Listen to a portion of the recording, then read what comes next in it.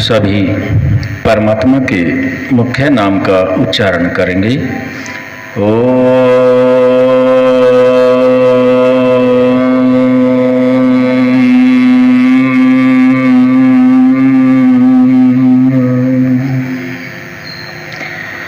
आज का विषय है संध्या से।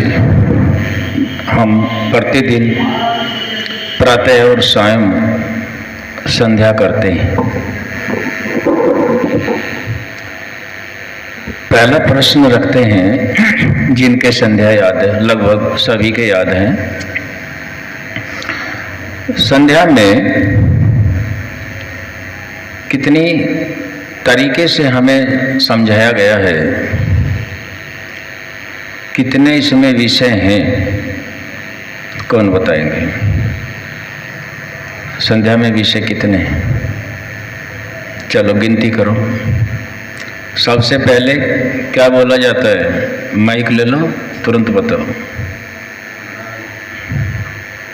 सबसे पहले गिनती करो गायत्री मंत्र। उसके बाद सन्नो देवी रविष्ठे का मंत्र। कितने हो गए? 2। इससे आचमन होता है। इसके बाद वाक वाक प्रणय प्रणय ये वाला होता है। 3। चौथा आ गया पवित्रीकरण के लिए। 5वां इसके बाद आएगा, कौन सा आएगा? प्राणायाम मंत्र। 6ठा आगमर्षण मंत्र। 7वां मनसा परिक्रमणा मंत्र। 8वां उपस्थान के मंत्र हैं। 9वां फिर गायत्री मंत्र आएगा। फिर गायत्री मंत्र दोबारा आएगा, समझने की बात है। 10वां समर्पण मंत्र और 11वां नमस्कार मंत्र। तो इसमें 11 तरीके से संध्या समझाई गई है। कितने तरीके हैं?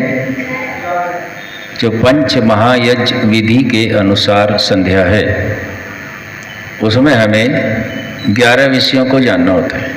अब इनमें हमें करना क्या होता है? संध्या हम सभी जानते हैं, संध्या अपनी उन्नति के लिए करते हैं। हमें इसका पूरा विज्ञान पता होना चाहिए, तभी हम संध्या से उचित लाभ ले पाएंगे। तो सबसे पहले गायत्री मंत्र में क्या मांगा गया, कौन बताएंगे? बताने में जल्दी करा करो थोड़ी सी। भूपेंद्र जी बताओ।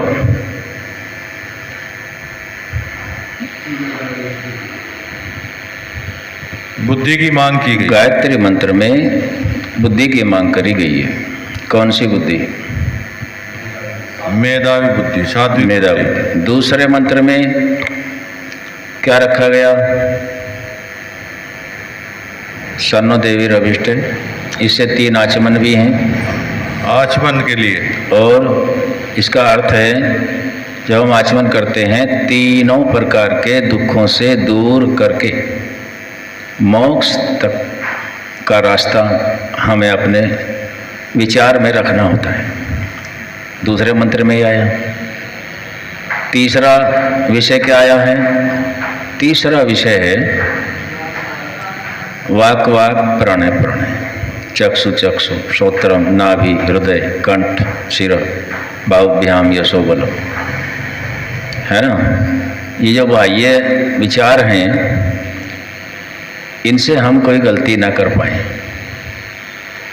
फिर अगला कौन से नंबर पे आएगा? है जी, 5वें नंबर पे आएगा पवित्रीकरण।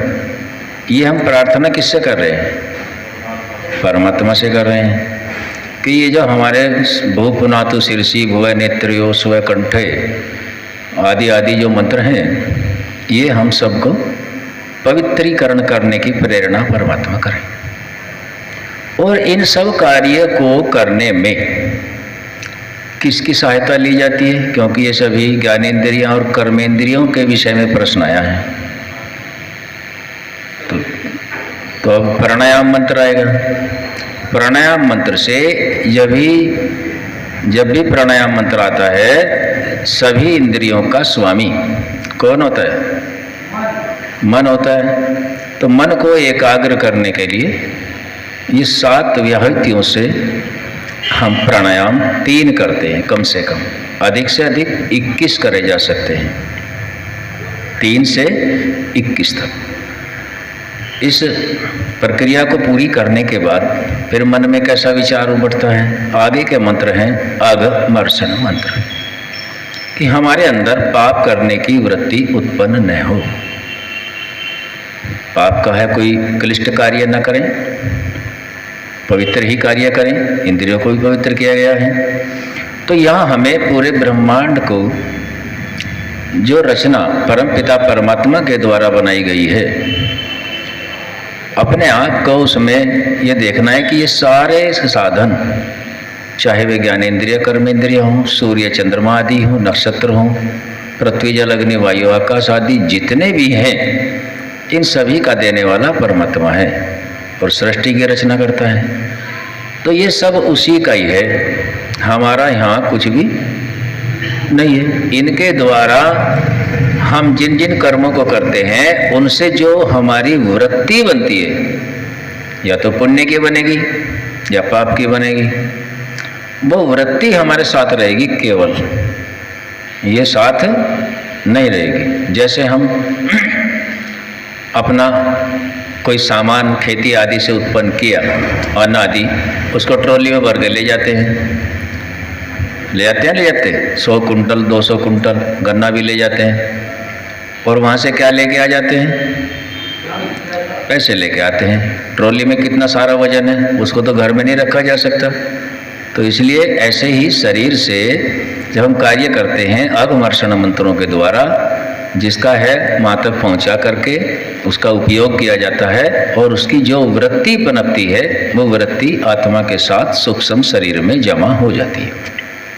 अगला फिर पुनः मनसा परिक्रमणा मंत्र। मनसा परिक्रमणा मंत्रों को ही क्यों रखा गया है?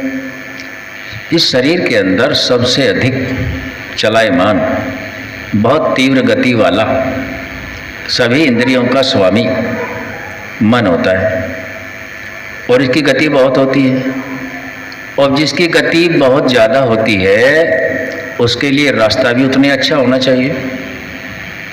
भाई साइकिल की गति कम है तो छोटे रास्ते पे चल जाएगा, फिर मोटरसाइकिल को और अच्छा रास्ता चाहिए, कार को और बढ़िया चाहिए, और यदि इससे भी तेज चलने वाली रेल है तो उसके लिए मुख्य विशेष रास्ता होता है, और इससे ऊपर यदि वायुयान है उसके लिए और विस्तार पूर्वक रास्ता साफ होना चाहिए, रॉकेट के लिए और भी बढ़िया होना चाहिए।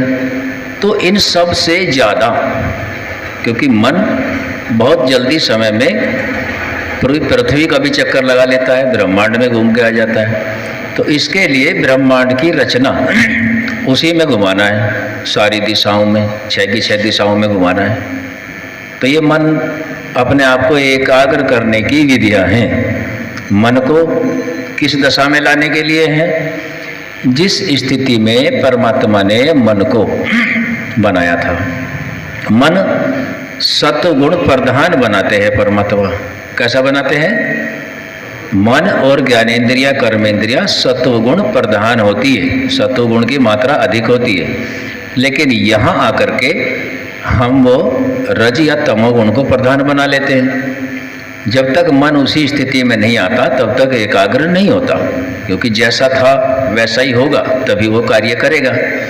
तो यहाँ हमने मनसा परिक्रमणा मंत्रों में मन को ट्रैक दिया है, रास्ता दिया है, उस पर चलाना है। परिक्रमा, मनसा परिक्रमणा, मन की परिक्रमा करानी है।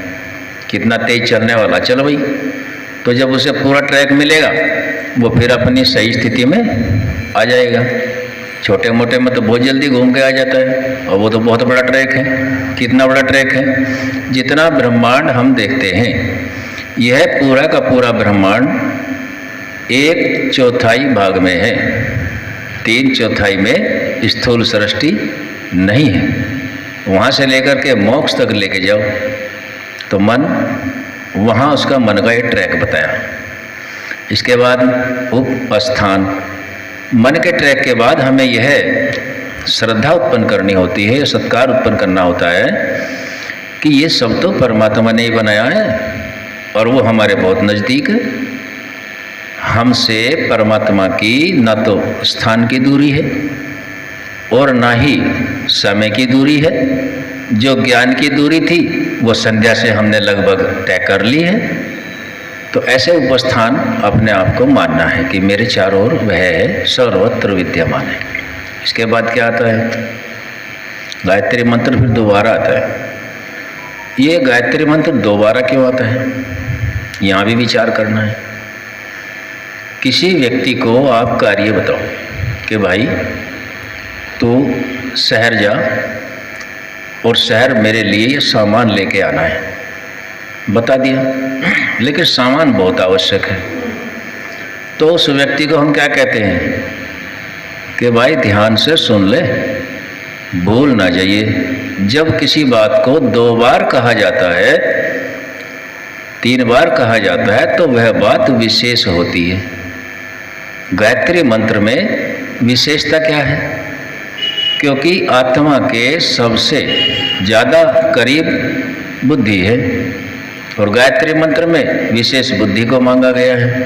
अरे क्या कर रहा है, तो मना नहीं करी, बुद्धि को मांगा गया है और उसी बुद्धि की दोबारा फिर कामना करते हैं कि बुद्धि हमें वही प्रज्ञा दे दो।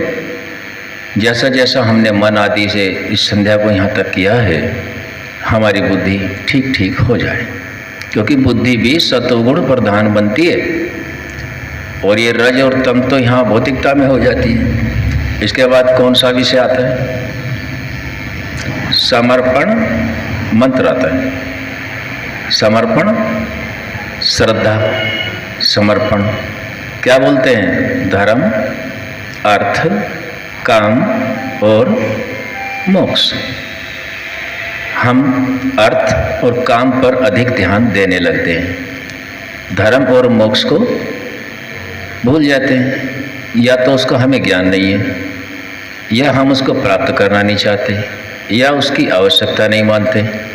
लेकिन ऋषियों ने कितनी बात रखी है, खेत की दोनों तरफ डोल मजबूत है तो उसका पानी दाएं बाएं नहीं जाएगा, और यदि दोनों तरफ रुकावट नहीं है, बांध नहीं है, तो उसमें जो पदार्थ डालेंगे पानी के साथ वो अलग ही कहीं बह जाएगा।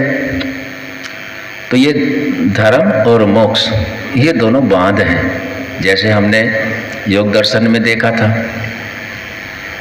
कि ये जो है वैराग्य अभ्यास के लिए करने के बाद वैराग्य बांध होता है वृत्तियों को रोकने के लिए। ऐसे ही ये धर्म और मोक्ष अर्थ और काम को सिद्ध करने के लिए दोनों ये क्या हैं? रुकावटें हैं, सीमा है। मोक्ष और धर्म से शुरू होकर मोक्ष तक की सीमाएं हैं। इसके बाद जो अगला विषय आता है वो कौन सा आता है? नमस्कार मंत्र आता है। नमस्कार आता है ना। नमस्कार में क्या कहते हैं? ओम नमः संभवाय च मयो भवाय च, कि परमात्मा तो बहुत हितकारी है, हम भी हितकारी हों। नमः संभवाय च मयो भवाय च, नमः शंकराय च शिवाय च, वह परमात्मा जिसने हमें कल्याण के लिए सब कुछ दे रखा है वह तो कल्याणकारी है, इसलिए हम भी कल्याणकारी होवें। नमः शिवाय च शिवतराय च, वह तो मंगलकारी है कि नहीं? मंगल ही है, उसके पास तो आनंद है। हम मोक्ष का रास्ता उसी के आधार से तय करते हैं, हम भी मोक्ष के अधिकारी बन जाए। ये हमें नमस्कार मंत्र में बोलना होता है वेद के अनुसार। आज हमने ये विषय संध्या की भूमिका के संबंध में रखा। आप सभी ध्यान रखेंगे, आगे से इसमें प्रश्न किए जाएंगे। आज केवल बताने तक था। ओम।